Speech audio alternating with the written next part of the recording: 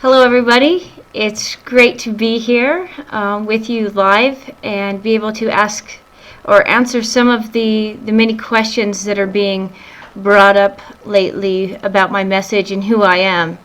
So the first question was, how did I get my name and what does that mean?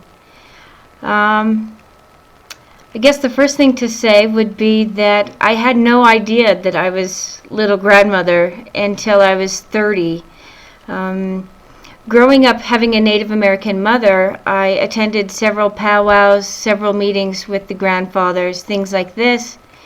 As a young child, I remember one instance in which I was sitting with my family of the Sioux tribe, and of course, being the little blonde white girl mixed in with all of my Native American family made me feel a little out of place, but at the same time I was completely intrigued by it. And I was quite young, I would say about 8 years old, when we sat and watched a very particular sacred ceremony that the grandfathers were doing, and the elders of the tribe, and they stopped.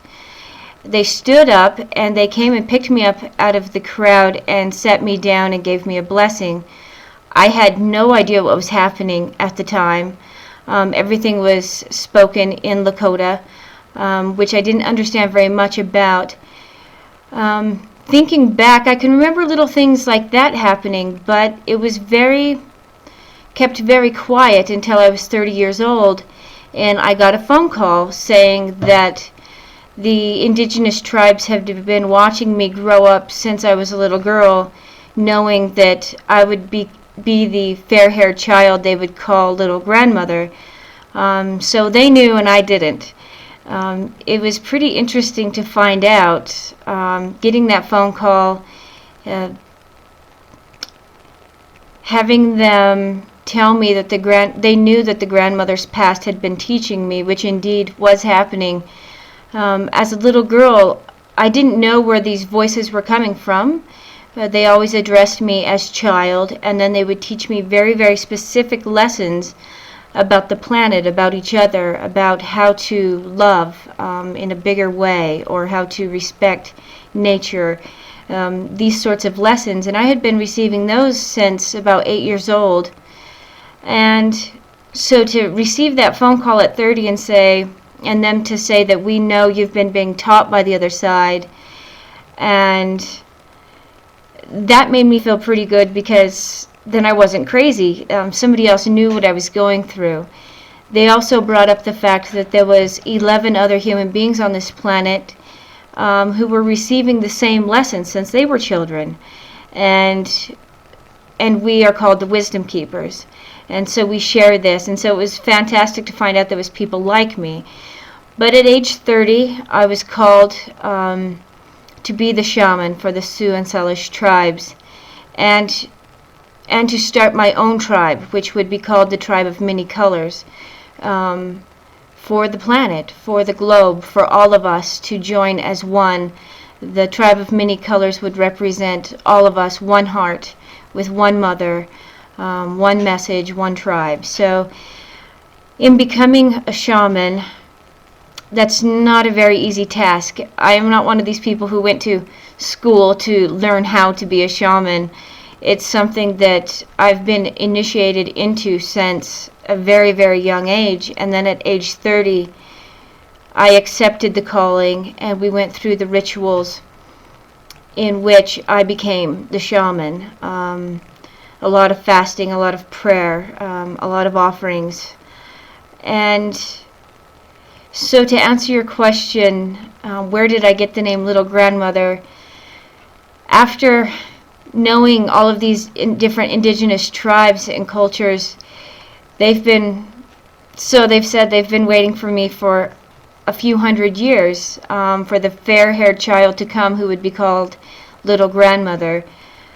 I received my sacred bundles, in which some of these things, the staffs, some of my medicine, are hundreds of years old. They were made hundreds of years ago for me and have been kept for this time. And so as soon as I did become little grandmother, the shaman, the wisdom keeper, medicine started coming to me from all over the planet, Australia, the different tribes of North America, Europe, the indigenous people from the north. So they knew I was coming before I did, and I just had to step into this and try to honor it and do the very, very best I can, which I'm still trying very hard, not to let anybody down. Before revealing some of the prophecies for this year, 2010, please tell us if you see any major things happening in the year 2012 and how human beings can prepare best for the coming changes. Are the major light waves coming from the sun? Well, those are some big questions. 2012, everybody has something to say about that, it seems like, and there's all these books on 2012 and everybody talking about how the world's going to change and how the world's going to end. But please realize, only until a couple of months ago did our beloved grandfather Alejandro, Don Alejandro, is the grandfather of all of the Mayan people. He's the grandfather and the keeper of all of this wisdom from the Mayans. He has only spoke out in the last couple of months. Please realize that all of these books that are out there about 2012 are not from the Mayan people. These are books from different authors around the world and their ideas. But only a couple months ago has Grandfather Alejandro and his people been talking about what's going to happen. And so, really, all of this is speculation. What Grandfather Alejandro is really saying is, yes, our world is going to change. The world as we know it is going to end. But that's not a scary thing. It's something to be rejoicing about, that this way of being in our mind all of the time, for thousands of years now, we have joined organized religion, we have gone to war and become power hungry, and we've been fighting for everything that we want. Don Alejandro and the Mayan people have always stayed in the heart from the very beginning. They are the ancestors of Atlantis. They are the most ancient people on our planet right now. And this whole time they have stayed in the heart. They know how to live their life from their feelings and from their emotions and making decisions from the heart. And now they're bringing that message back to us and saying, we must change the way we're acting, or we are going to kill our Mother Earth, and we are going to kill each other. We must go back and start living from the heart.